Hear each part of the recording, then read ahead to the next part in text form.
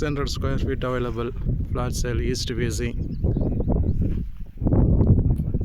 Flat rate பார்த்தீங்கன்னா 10 லட்ச ரூபா, 10 lakhs, 10 லட்ச ரூபா.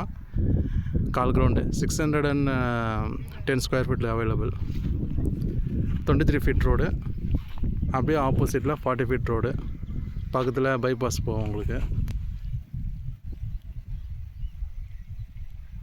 இதுதான் பைபாஸ். பக்கத்தில் எல்லாம் வீடெல்லாம் இருக்குது. DTC approved.